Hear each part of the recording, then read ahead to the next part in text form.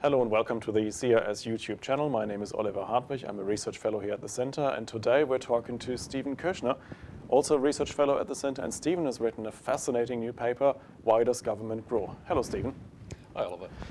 So when we're talking about government growth, what does it actually mean? How do we measure government growth? Well, in the paper I look at another number of metrics of government growth. So I look at the government and revenue shares of GDP.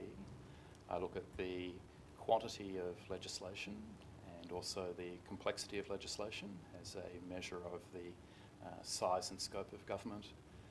In the Australian context, I also look at the growth in the number of federal ministers. Right. So in other words, the size of the ministry is indicative of the expansion in the size of government.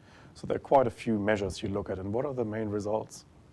Well, what all of the measures show is a more or less continuous expansion in the size of government pretty much since Federation up until the current period, and there's no indication that the size of government is levelling out or indeed contracting.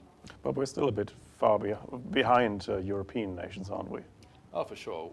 The size of government in Australia is relatively small by international standards, but we share the common international trend, which is for government to expand over time. And when you look at it internationally, is there an accepted standard for government size? Is there an optimum government size? Unfortunately, there's no real sense of what the efficient size of government is. We know that there's the efficient size of government is probably some positive number as a share of GDP, because government does play a useful role in providing for public goods, solving collective action problems, and so on. The question is, at what point does government start to subtract from economic growth? And it's hard to identify that point with any precision.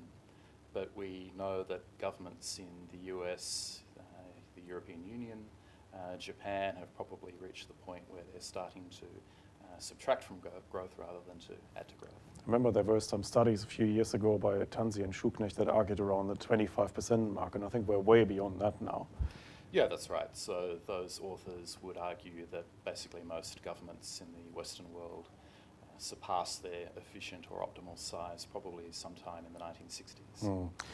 So you have argued now that government has been growing for, well, basically forever, but where's the future of government growth then? Well, I think there are two scenarios. One scenario is that governments basically overstep the mark in terms of size. You have an acute fiscal crisis. That crisis leads to fiscal reform, and the reform leads to at least a levelling out or a reduction in the size of government. But the other option is that governments just continue to muddle through, and you end up with more or less secular stagnation as a result of the continuous growth in the size of government. So summing up, there is hope, but perhaps we have to watch it carefully how it develops over time. And I think it's a fascinating paper. You can find it on the CRS website at www.cis.org.au. And the name of the paper is Why Does Government Growth? Written by my colleague Stephen Kirchner. Thank you for watching.